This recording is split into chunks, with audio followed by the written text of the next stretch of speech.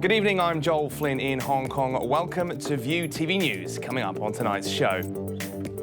Government officials on the defence today over its decision to lease out part of the rail link terminus to the mainland. Joint immigration proposal faces backlash with Civic Party's Alan Long comparing it to the city killing itself. And the US House approves new Russia sanctions despite President Donald Trump's opposition. Good evening. Justice Chief Rimsky-Yuen has stepped out in defence of the government's decision to lease a quarter of the West Kowloon terminus to the mainland for the cross-border rail link. That's after Pan-Democrats slammed the joint immigration arrangement for violating the Basic Law, claiming the SAR government has no authority to rent out part of its territory to the mainland.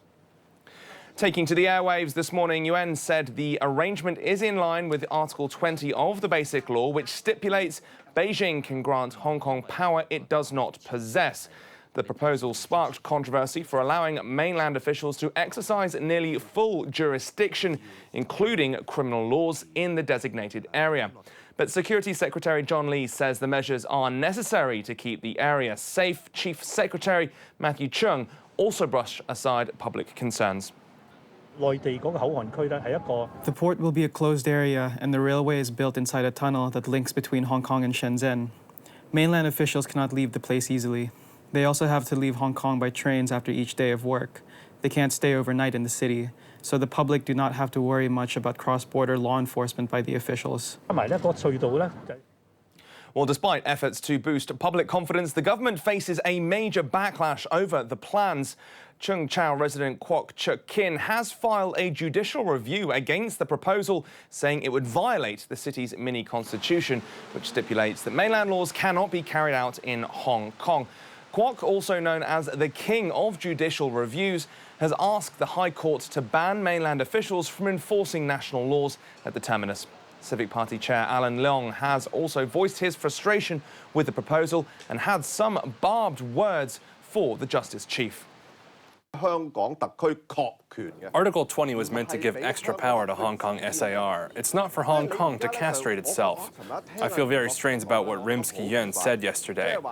It's like me asking the king to let me die according to Article 20. Then the king approves it, giving me ropes and poison. And I still have to say thank you to the king before I take my last breath. Fresh sanctions on Russia could very well be on the cards after the US House of Representatives voted for the legislation. That's despite President Donald Trump's objection to it. Senators in the House voted overwhelmingly to slap new sanctions on Russia, as well as Iran and North Korea. House members backed the measure by a margin of 419 to 3, with strong support from Trump's fellow Republicans as well as Democrats. It must pass the Senate before it can be sent to the White House for Trump to sign into law or veto. The White House said the president had not yet decided whether he would sign the measure. The bill comes as lawmakers look into possible Russian meddling in last year's presidential election and potential collusion with the Trump campaign. We simply cannot allow any foreign power to interfere in our electoral process. Given our president's complete unwillingness to hold Russia accountable for their attack, and let's not mistake it for anything else, it was an attack on America. It has become necessary for Congress to assert its role in this area and ensure that Russia will be held accountable. Trump, meanwhile, has issued a warning to Iran: adhere to the terms of the nuclear deal with world powers or face big problems. This comes 1 week after Trump said that Tehran was complying with the 2015 agreement negotiated by then-President Barack Obama. However, the president made it clear he remains wary of Iran. The Iran deal, which may be the single worst deal I've ever seen drawn by anybody,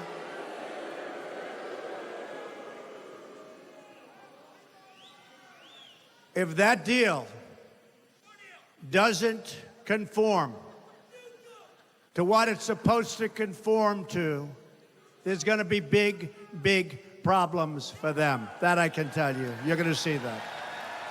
Well, one huge relief for President Donald Trump was the Senate narrowly agreeing to open debate on a bill to end Obamacare. However, the party's 7-year effort to roll back the former president's healthcare law still faces significant hurdles. Julia Sun has more on this from New York.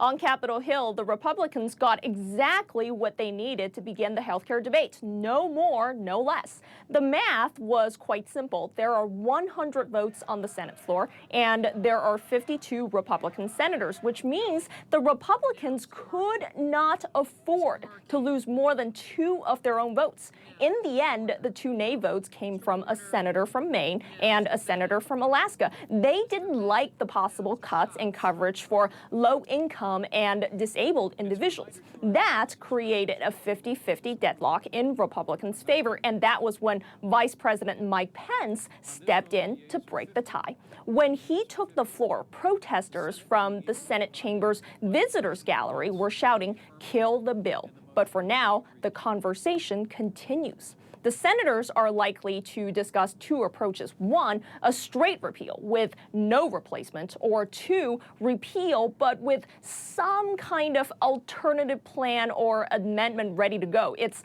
unclear which approach will be more favorable on the Senate floor, but that's what we'll be watching next. Well, the spotlight had fallen on Senator John McCain, who returned to the Senate to cast his vote just days after having surgery to remove a malignant brain tumor. Senators from both sides of the political divide gave McCain a standing ovation as he approached the Senate floor. In delivering his speech, the 80-year-old called on the Senate to make a renewed commitment to bipartisanship. McCain voted for the motion to open debate on Obamacare. President Donald Trump called McCain a, quote, very brave man and hailed the outcome. I want to just thank some of the Republican senators who were really fantastic in getting us here. Particular John McCain for making the trip. But I think you're going to have a great health care. This is the beginning of the end for the disaster known as Obamacare. OK, coming up next, the latest from the world of business.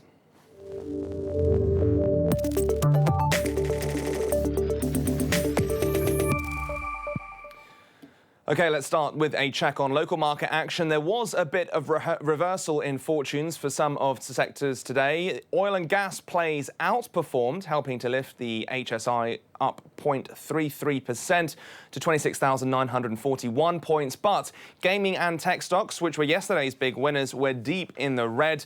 The index did nudge above the 27,000 level briefly in early trade, but just couldn't sustain momentum. It is still on track for a 7th straight month of gains, however. Further signs of tightening monetary policy are expected from the US Federal Reserve as it begins a 2-day meeting later. The central bank currently holds a massive amount of mainly government bonds as part of a monetary stimulus policy it began in the wake of the financial crisis. Analysts anticipate the Fed will hint it's thinking of selling many of these bonds, suggesting the bank is optimistic about the current direction of the US economy. However, Fed Chair Janet Yellen has not been as aggressive with this tightening as many had previously expected and is likely to hold interest rates unchanged again. Some are still worried about where monetary policy is leading the global economy. Still, although things are more stable than they were during the last recession, certainly, we have very large amounts of debt and income debt and asset value relative to relatively small income in the economy. That is a problem here. It's a problem in the rest of the world. There's more financial instability coming. I don't think the next bout is going to be coming from the United States. Now, if the shoe fits, this could be a huge deal for the luxury industry. US retailer Michael Kors says it has agreed to buy British shoemaker Jimmy Choo for a cool $1.2 billion. News of the impending sale sent the shoemaker's stock soaring by 17% to a record high. It will be the 4th time that Jimmy Choo has changed hands. The East London designer brand is famed for its strappy stilettos, which can cost thousands of dollars and were once a favourite of the late Princess Diana. Many have credited the TV show Sex and the City for the brand's high profile, thanks to the main character's obsession with them. Don't do them in my size, unfortunately.